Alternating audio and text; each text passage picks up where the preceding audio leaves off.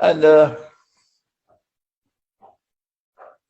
if this virus is manufactured in a laboratory, it should not be difficult to recognize that there will be different strains of virus, one which is less dangerous and another which is more dangerous.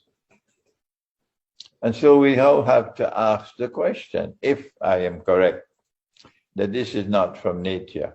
No, this is manufactured by those who are wicked people. If this is correct, we have to ask the question, why are they doing it? And the answer, in my opinion, is located in a prophecy of Prophet Muhammad. Allah's blessings be upon him. Our Prophet prophesied that the Arabs will be wiped out by plague. He said they'll die like sheep. And if you can add 2 and 2 together, you'll be able to discern with insight. Not much insight, you don't need much insight to know that this virus is going to continue for a few years. That's right. The world has better become accustomed to it. And the end product, the end of this game, this tamasha, is the destruction of the Arabs. Arabs who are resident in Israel and Arabs who are resident around Israel. So that the passage to Pax Judaica would now become easier. So they will release a deadly virus at that time, which has a DNA component within it to ensure that it does not affect the Jews. No, it's only the Arabs who will die. And when that happens, of course, then you will say, oh yes, the Prophet said so. Look, it's happening. But I'm saying so now. I'm not waiting for that time to do so. What do we do in the meantime?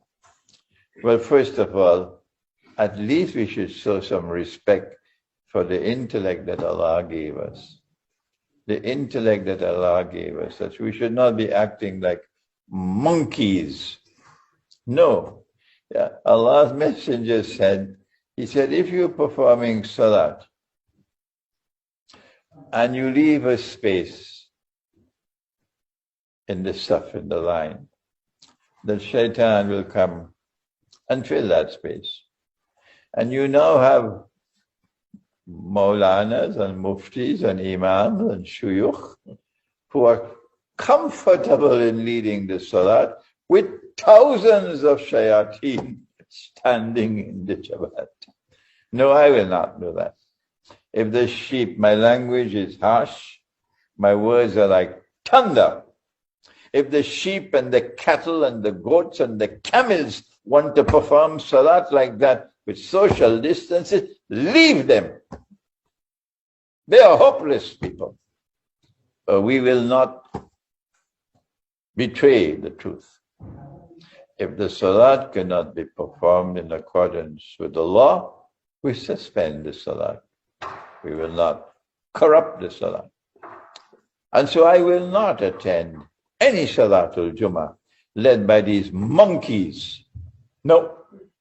If there is a masjid with an imam with a backbone or made of steel, yes, and he allows people to come and stand in the saf, and there is no face mask that is imposed upon us, which is bid'ah, because it's not there in the Prophet's Sunnah that you must wear a face mask to perform this salat. You want to wear a face mask in the supermarket? That's not my business. You want to wear a face mask anywhere else? That's not my business. But if you impose a face mask on me in the salat, that is my business. I have no objections to you wearing your face mask. When I have to wait, I wait. When the law requires me to wait, I wait. As soon as the law says, okay, I take it off and throw it away. I don't need it. I only wait because the law says you have to do it. And after that, I take it off and throw it away. I put my trust in Allah.